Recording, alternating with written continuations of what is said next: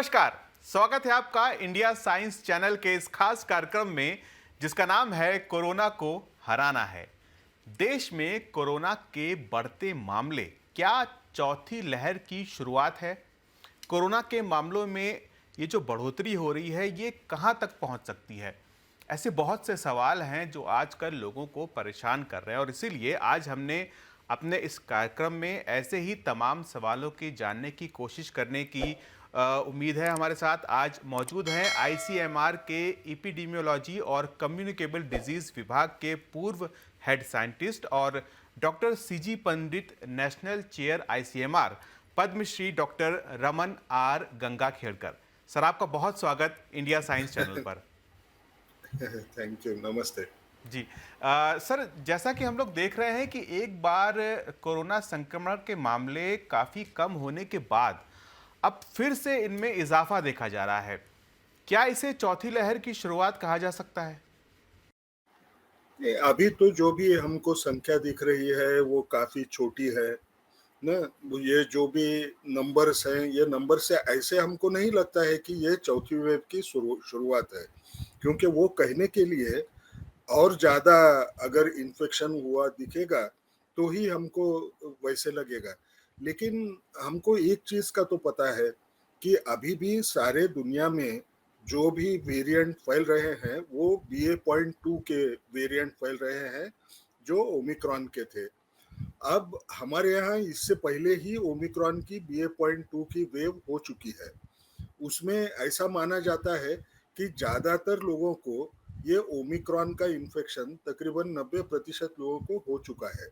अब इस हालत में अगर हमको फोर्थ वेव देखना है तो वो कुछ नया वेरिएंट अगर कहीं से आया तो उससे हमको दिखाई देगी। अगर वो वेरिएंट ये ओमिक्रॉन का ही वेरिएंट अगर है, अभी भी जो दिख रहा है, जैसे दिल्ली में बोलते हैं पहली केस दिखी कि जिसमें BA.2.12 वाला वेरिएंट भी दिखा, वो भी अगर रहा तो भी वो वेरिएंट ओमिक्रॉन फैमिली का ही है, वो लीनिएज का है।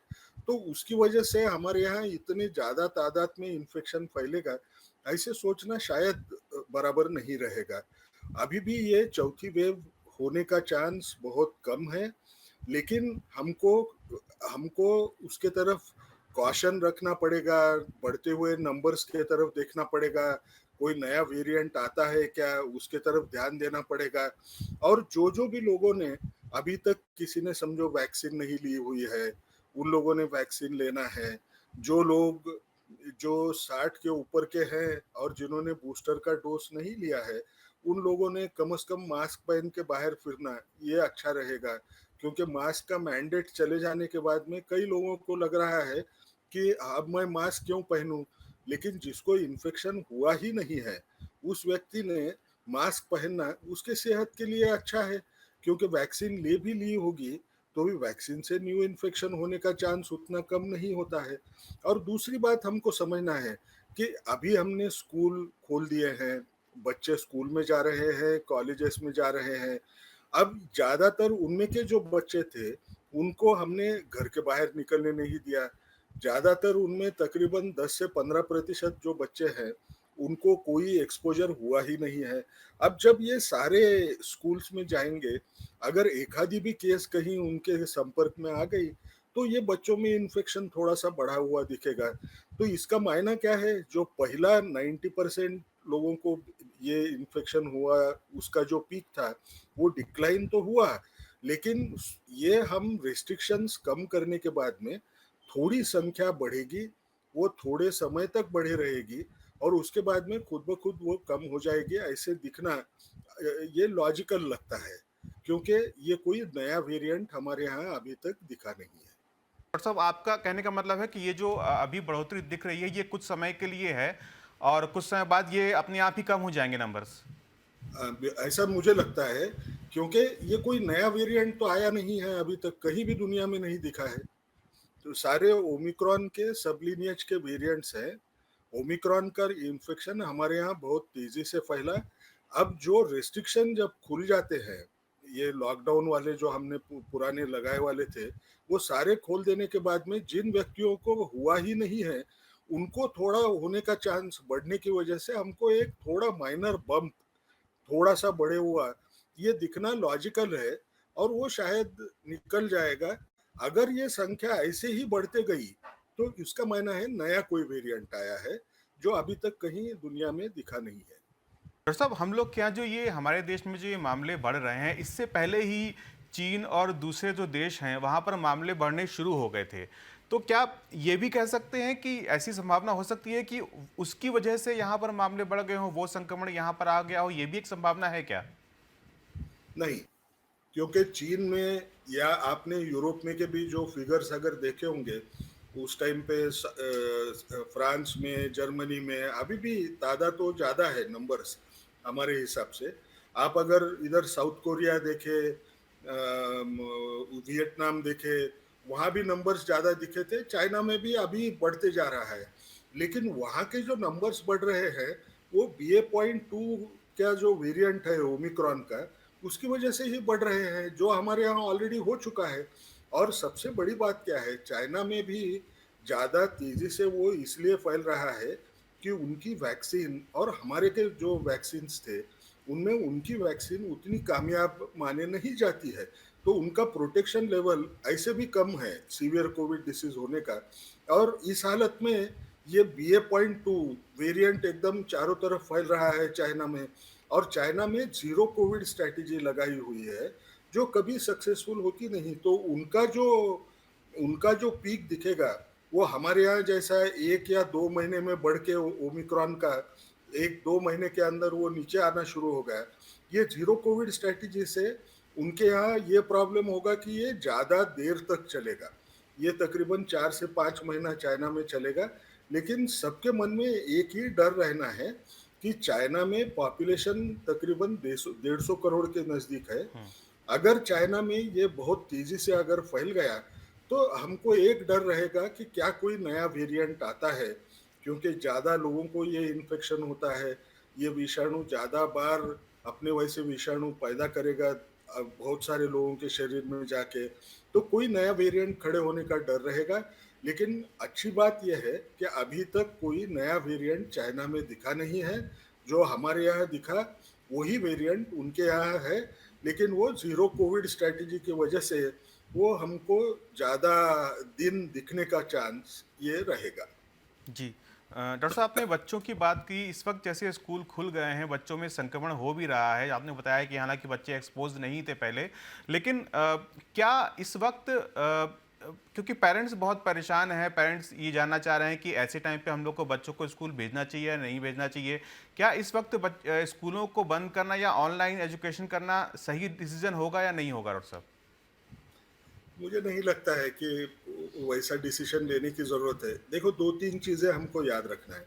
सबसे पहली बात, ये इन्फेक्शन बच्चों में हुआ भी, तो भी बच्चों में सीवियर कोविड डिसीज़ या हॉस्पिटलाइज़ करने का चांस बहुत कम होता है, बड़े लोगों के मुकाबले में। दूसरी बात क्या है, ये क्यों होता है? ये इसलिए होता है कि बच्चों की शरीर प्रतिकार शक्ति ये कोरोना वायरस के खिलाफ जितनी ताकतवर है, उतनी बड़े लोगों की प्रतिकार शक्ति उतनी ताकतवर नहीं रहती है। इसलिए बच्चों में इन्फेक्शन भी हुआ, तो भी वो माइल्ड आम तौर पे जैसा सर्दी-जुकाम होता है, वैसा इन्फेक्शन होने का चांस रहता है। तो इसका मायना क्या है कि ये बच्चों में हो तो सकता है, बच्चे उसके खिलाफ अच्छे ढंग से लड़ सकते हैं, उनमें कोई ज़्यादा हॉस्पिटलाइज़ेशन होना या उसके कोई कॉम्प्लिकेशन दिखना, ये चांस बहुत कम है। ये हमको समझना पड़ेगा।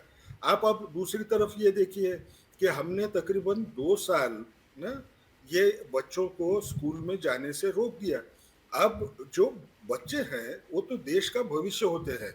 2 साल ये बच्चों को ना हम बराबर पढ़ा सके हैं, ना ये 2 साल ये बच्चे सोशल इंटरैक्शन जो होती है, अपने वैसे बच्चों के साथ में खेलना, हाँ, वो थोड़ा मस्ती करना, ये भी तो ज़िंदगी में पर्सनैलिटी डेवलपमेंट के लिए बहुत ज़रूरी है। अब हम फिर एक बार वो अगर ऑनलाइन एजुकेशन की तरफ जाएँ, तो वो ये बच्चों को बहुत सारी देर के लिए हमने उनको उनकी जो इंटेलेक्चुअल ग्रोथ होती है, फिज़िकल ग्रोथ होती है, इसको हम काफ़ी रोक लगाएँगे, ये कोई अच्छी बात नहीं है। जब इसकी वजह से न इन्फेक्शन की वजह से इनको हॉस्पिटल में भर्ती करने की या सीवियर कोविड डिसीज होने की शंका जो होती है वो अगर कम है, तो हमको इससे डर के जाना नहीं है। ऐसे भी ये इन्फेक्शन के खिलाफ हम कुछ भी लड़ाई करें, आखिरी में जिस किसी को नहीं हुआ है, अगर किसी के संपर्क में आया, तो ओमिक्रॉन इन्फेक्शन हो जा सकता है, क्योंकि ये बहुत जल्दी ट्रांसमिट होता है। लेकिन इससे डरना नहीं।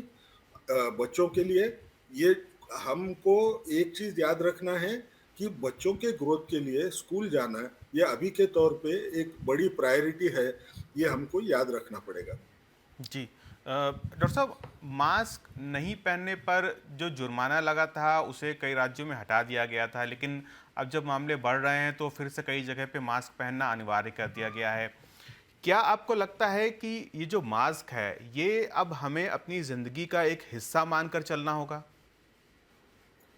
देखिए, मैंडेटरी इसलिए किया था कि 2 चीज़ों से हम डर रहे थे, ना उस इंसान को होए या उस इंसान को अगर हो गया, तो उससे दूसरों को फैले नहीं। लेकिन आज के तौर पे क्या हुआ है, ओमिक्रॉन से 90% लोगों को तो पहले ही बीमारी हो चुकी है, उसके बाद में आप 10% बचे हैं। अब अगर ये 10% बचे हैं, तो मैंडेटरी मास्क यूज बोलना ये शायद बराबर नहीं होगा, इसलिए उसको रिलैक्सेशन दिया गया। लेकिन इसका मायना ये तो नहीं था कि आपको रिलैक्सेशन दिया, मैंडेटरी नहीं किया, यानी जुर्माना लगाएंगे नहीं, इस किस्म का अप्रोच जो रखा, इसका मतलब ये नहीं है कि लोग बगैर मास्क, हर इंसान बगैर मास्क के बाहर फिर सकता है।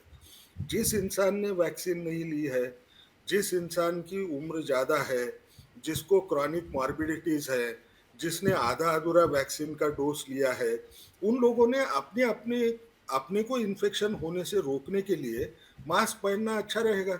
अच्छा, आप मास्क की तरफ उल्टा देखिए, मास्क पहनने का सिर्फ फ़ायदा कोरोना का विषाणु अपने को लगने से नहीं है, इसके कई ज़्यादा भी फ़ायदे होते हैं। जब आप बाहर फिरते हैं, समझ लीजिए मुझे सर्दी-ज़ुकाम हो गया, तो मैंने अगर मास्क पहना, तो मेरे वजह से दूसरों को फैलेगा नहीं।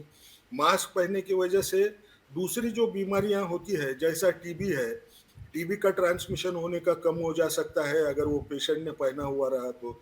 आप अगर मास्क पहनते हैं, तो ये पॉल्यूशन की जो तकलीफ होती है, वो भी कम हो जा सकती है।